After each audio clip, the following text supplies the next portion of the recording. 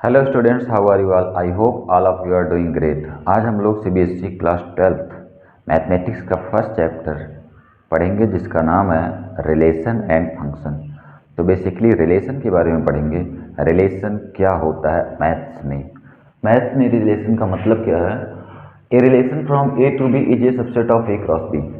कोई भी रिलेशन जो है किसी भी सेट ए और बी के लिए ए क्रॉस बी का सबसेट होता है। मीन्स अब ए क्रॉस बी बेसिकली क्या होता है? यहाँ पे एक नाम आ रहा है ए क्रॉस बी, तो ए क्रॉस बी बेसिकली क्या होगा वो पढ़ लेते हैं पहले, उसके बाद इसमें फर्दर डिस्कस करेंगे रिलेशन में। लेकिन सबसे पहले ए क्रॉस बी आ रहा है, तो A cross B is Cartesian product of two set.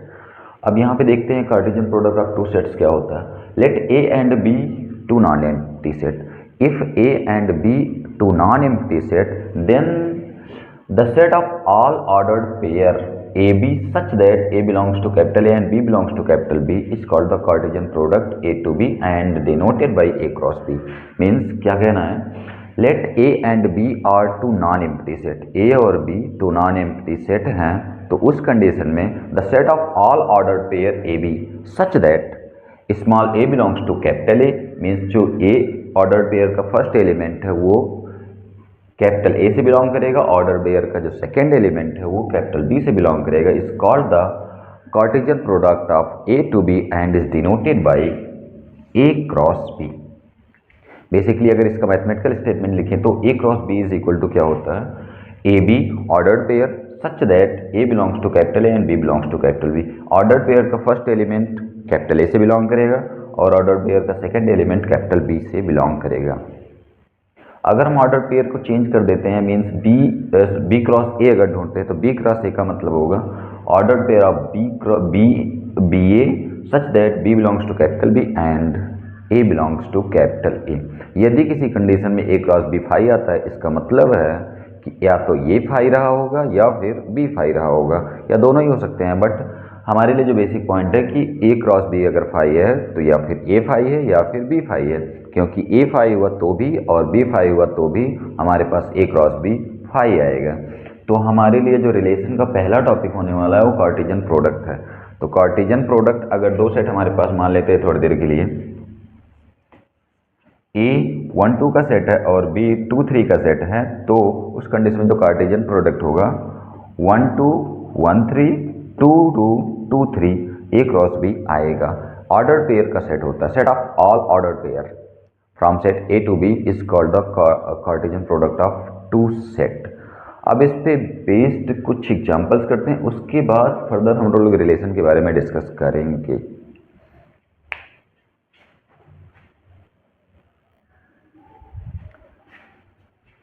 Students अगर कार्टेशियन प्रोडक्ट पे बेस्ड कुछ एग्जांपल्स करते हैं, लाइक पहला एग्जांपल जो है, if set A belongs to 1 2 3 and set B belongs to 4 5, then we will have to find A cross B।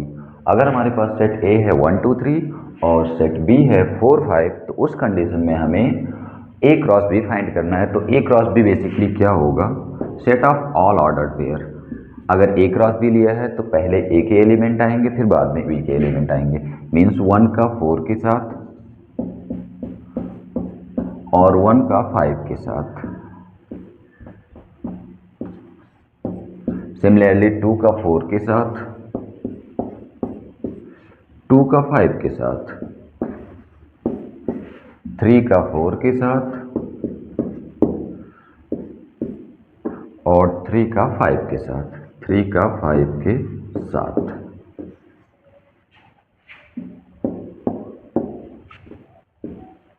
फिर से एक बार देखते हैं, अगर ए सेट हमारे पास जिसके एलिमेंट 1 2 3 और बी एक सेट है जिसके एलिमेंट 4 5 है, तो उस कंडीशन में ए क्रॉस बी बेसिकली क्या होगा? तो A cross B is equal to 1 4 1 का एक बार 4 के साथ, 1 का 5 के साथ, means 1 4 first order pair, 1 5 second order pair, again 2 के साथ 2 4 एंड 2 5, फिर 3 के साथ 3 4 and 3 5 all the order pair. Number of order pair अगर फाइंड करना है, means number of order pair in set A cross B, तो m इंटू एन होता है, means first set into second set. अगर इसमें 3 एलिमेंट हैं और इसमें 2 एलिमेंट हैं, 3 2 जा 6 ऑर्डर पेयर हमें मिलेंगे ए क्रॉस बी में। मीन्स एलिमेंट 6 ए क्रॉस बी के कितने एलिमेंट मिलेंगे? 6 एलिमेंट, 1 2 3 4 5 6। अगर हमारे पास ए सेट में m एलिमेंट है और b सेट में n एलिमेंट है तो a क्रॉस b में m इंटू n एलिमेंट होंगे। अगर यही लिख दें if set a equal to m element and set b is equal to n element, then a cross b is equal to m into n element. हर बार हमारे पास m इंटू n एलिमेंट आएंगे जब भी हम लोग a क्रॉस b के एलिमेंट्स को फाइंड करेंगे। सेकेंड वन जो एग्जांपल है उसको देख लेते हैं। If a is equal to 7 and find the a cross a का a के साथ ही कार्टेशियन प्रोडक्ट चाहिए, तो उस कंडीशन में भी वही काम करते हैं, a का a के साथ ही कार्टेशियन प्रोडक्ट चाहिए। मीन्स 7 का 7 के साथ, फिर 7 का 8 के साथ, फिर 8 का 7 के साथ और 8 का 8 के साथ। ये हमारे पास जाएंगे जो ऑर्डर्ड पेयर आएंगे a क्रॉस a के। अगर इसको चाहें तो सिंपली ऐसे भी लिख सकते हैं a 7 8 b अगेन ही लिख देते हैं 7 8।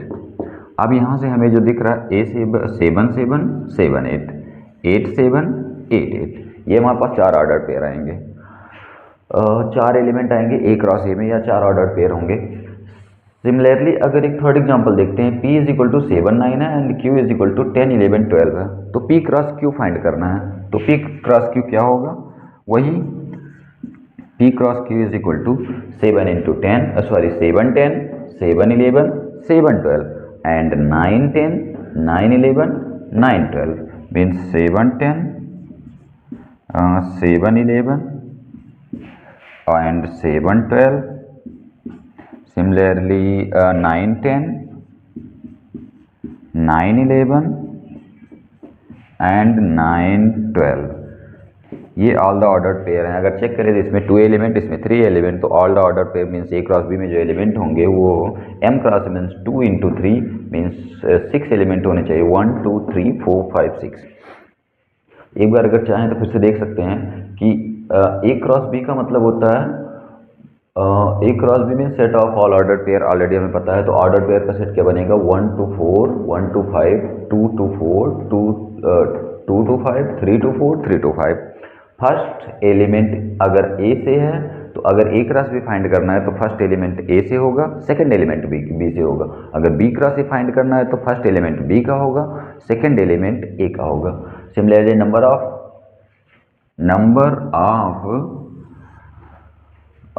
Of elements in a cross b क्या होगा, फर्स्ट सेट के नंबर ऑफ फर्स्ट सेट का element into number of second set का element means number of m a cross b is equal to कह सकते हैं m cross n, number of elements के लिए। तो ऑर्डर्ड पेयर्स या फिर नंबर ऑफ एलिमेंट्स निकालने का तरीका यही है।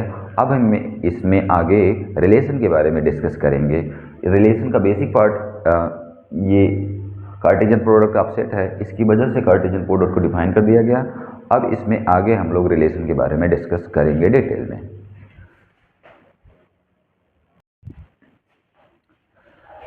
स्टूडेंट्स, अब अगर हम रिलेशन को थोड़ा फर्दर डिस्कस करें तो देखते हैं रिलेशन क्या है basically. Relation if R is a relation from A to B double implies that if and only if, इसका नाम होता है IFF बोलते हैं या फिर if and only if. If and only if R is the subset of A cross B, if and only if R is the subset of A cross B. It means अगर A to B में कोई relation define है तो वो relation ए cross B का subset होगा। अब इसमें आता है नंबर ऑफ रिलेशन। बेसिकली क्या है, नंबर ऑफ रिलेशन जो होता है 2 पे power mn, number of relation is equal to 2 पे power mn, where m is the element of number of element in first set and n is the number of element in second set। 2 पे power n number of total relation equal to 2 पे power n, number of total relation 2 पे power mn and m is number of element in set A and n is number of element in set B। अब domain of R क्या होता है basically, तो domain of R किसी भी relation में जो डोमेन होता है वो ऑर्डर पेयर का फर्स्ट एलिमेंट मीन्स सेट ए से बिलोंग करने वाला एलिमेंट। तो सेट ए के जितने भी एलिमेंट हैं अगर वो रिलेटेड हैं बी से, तो सेट ए का एलिमेंट अगर बी के साथ रिलेशन बना रहा है तो सेट ए का जो एलिमेंट है वो ऑर्डर्ड पेयर में डोमेन होगा। मीन्स अगर ए बी एक ऑर्डर्ड पेयर है तो उसका डोमेन फर्स्ट एलिमेंट होगा। सिमिलरली अगर ए बी एक ऑर्डर्ड पेयर है हमारे लिए किसी भी रिलेशन का, तो उसका जो बी होगा वो रेंज सेट होगा। Domain of R means first element of ordered pair, and range of R means second element of ordered pair. अब इसके बाद डोमेन का वैसे भी मतलब होता है इनपुट और रेंज का मतलब होता है आउटपुट। तो रिलेशन जब भी हम डिफाइन करते हैं तो अगर हमने ए और बी को ऑर्डर पे लिया है तो इसका मतलब ए इनपुट है और बी आउटपुट है। तो फर्स्ट सेट का एलिमेंट डोमेन और सेकंड सेट का एलिमेंट रेंज कहलाता है जब हमारे पास कोई भी रिलेशन डिफाइन होता है ए टू बी में। अब इनवर्स ऑफ रिलेशन बेसिकली क्या है, तो इनवर्स ऑफ रिलेशन मीन्स अगर कोई भी रिलेशन ए टू बी में डिफाइन है तो उसका जो इनवर्स होगा वो बी टू ए में डिफाइन होगा। मीन्स आर एक रिलेशन है जो ए टू बी में डिफाइन है, तो जो इनवर्स होगा वो बी टू ए के लिए डिफाइन होगा। इट मीन्स अगर ए क्रॉस बी का एलिमेंट ए क्रॉस बी में कोई भी रिलेशन डिफाइन है तो उसका जो इनवर्स होगा वो बी क्रॉस ए में डिफाइन होगा। सिमिलरली अगर हम एक एग्जांपल के थ्रू देखते हैं तो आर हमारे पास रिलेशन है एक 1 2 और 2 3 के लिए। 1 2 और 2 3 ऑर्डर पेयर का एक रिलेशन है आर, तो जो आर इनवर्स होगा इसके ऑर्डर पेयर का रिवर्स ऑर्डर होगा। मीन्स 2 1 और 3 2, 2 1 और 3 2 इज कॉल्ड द रिवर्स या फिर आर इनवर्स ऑफ आर। इसके आगे थोड़ा सा और डिस्कस करते हैं। टाइप ऑफ रिलेशन आता है, तो अब हम लोग टाइप ऑफ रिलेशन के बारे में डिस्कस करेंगे।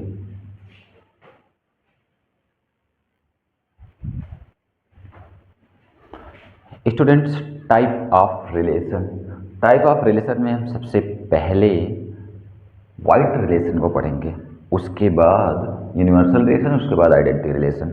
ये बेसिकली 3 रिलेशन है जो बहुत ज़्यादा इंपॉर्टेंट नहीं होते, फिर भी हम थोड़ा थोड़ा डिस्कस कर लेते हैं। इसके बाद जो हमारे लिए आएगा रिफ्लेक्सिव सिमेट्रिक ट्रांजिटिव और इक्विवेलेंस रिलेशन और इक्विवेलेंस क्लासेस, तो वो ज़्यादा इंपॉर्टेंट है।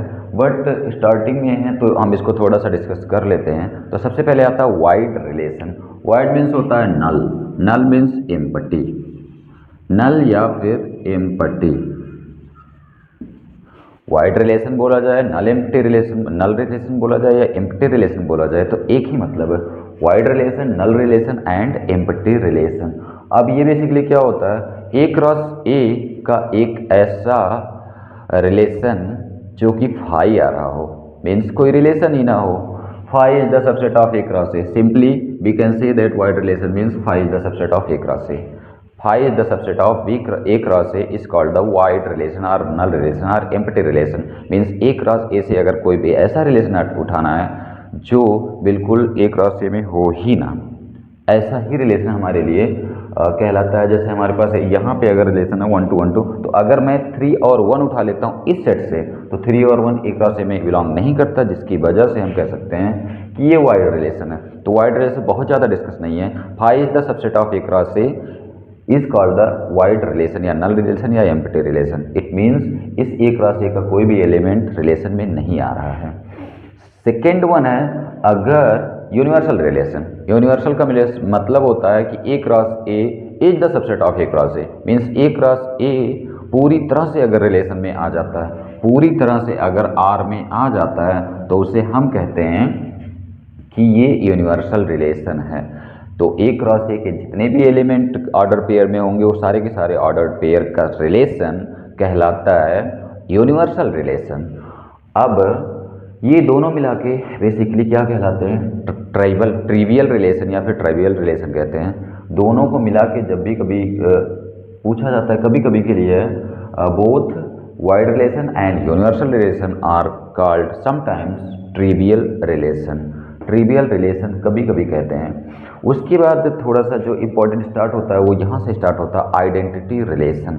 तो बेसिकली आइडेंटिटी रिलेशन क्या है, तो आइडेंटिटी रिलेशन कुछ नहीं है, जितने भी कोई भी अगर सेट हमारे पास है तो उसके ईच एलिमेंट्स का doublet is called the identity relation. कोई सेट हमारे पास है उसके ईच एलिमेंट का डबलेट, मीन्स अगर सेट ए है 1 2 तो इसके ईच एलिमेंट का डबलेट कहलाता है आइडेंटिटी रिलेशन। ईच एलिमेंट का डबलेट हो गया आइडेंटिटी रिलेशन, उसके अलावा रिलेशन में और कोई नहीं आएगा। जैसे सिंपली इसकी डिफिनीशन जो दे रखी है, identity relation is to A is equal to A comma A ordered pair such that A belongs to capital A. और यहाँ पे लिखा गया है डबलेट। डबलेट का मतलब हुआ कि जितने भी एलिमेंट ए में हैं उन सब का डबलेट आइडेंटिटी रिलेशन कहलाता है। उन सब का डबलेट आइडेंटिटी रिलेशन कहलाता है। मेरे पास एक सेट है 1 2, तो इसमें आइडेंटिटी रिलेशन क्या होगा, 1 और 2 का डबलेट, मीन्स 1 का डबलेट 1 1, 2 का डबलेट 2 2। ऐसे अगर कोई और एग्जाम्पल लेते हैं, जैसे मेरे पास P एक सेट है और 2 3 4 5 ले लेते हैं, तो इसके लिए जो आइडेंटिटी रिलेशन बनेगा वो क्या होगा, ईच एलिमेंट्स का डबलेट मीन्स 2 का डबलेट 2 2, 3 के लिए 3 3, 4 के लिए 4 4 और 5 के लिए 5 5। यही है identity relation. Students, identity relation भी क्लियर हो गया, वाइड रिलेशन भी हो गया होगा, और एम्प्टी रिलेशन ये ज़्यादा इंपॉर्टेंट नहीं है, फिर भी एक बार टच करना था तो कर लेते हैं। Wide relation means find the subset of A cross ए। हमें ए क्रॉस ए से एक ऐसा रिलेशन उठाना है जो बिल्कुल ए क्रॉस ए में हो ही ना। तो एक कोई भी ऐसा रिलेशन जो ए क्रॉस ए से बिल्कुल बिलोंग ही नहीं करता, वो वाइड रिलेशन। और दूसरा है यूनिवर्सल रिलेशन, पूरा का पूरा ए क्रॉस ए अगर रिलेशन में आ जाता है, पूरा का पूरा ए क्रॉस ए अगर रिलेशन में आ जाता है तो हम कहते हैं कि ये यूनिवर्सल रिलेशन है। और इन दोनों को मिलाकर कभी कभी ट्रिवियल रिलेशन भी बोलते हैं। अब उसके बाद जहाँ थोड़ा सा इंपॉर्टेंस यहाँ से स्टार्ट होता है कि आइडेंटिटी रिलेशन क्या होता है। तो identity relation basically I A is equal to A comma A order pair such that A belongs to capital A. Means अगर इसको हम थोड़ा सा प्रैक्टिकली देखें तो doublet of each element, doublet of each element is called the identity relation. तो हमारे पास जो भी सेट होगा उसके ईच एलिमेंट का डबलेट का जो रिलेशन होगा वो होगा आइडेंटिटी रिलेशन। जैसे 1 2 है तो 1 2 के लिए 1 1 2 2।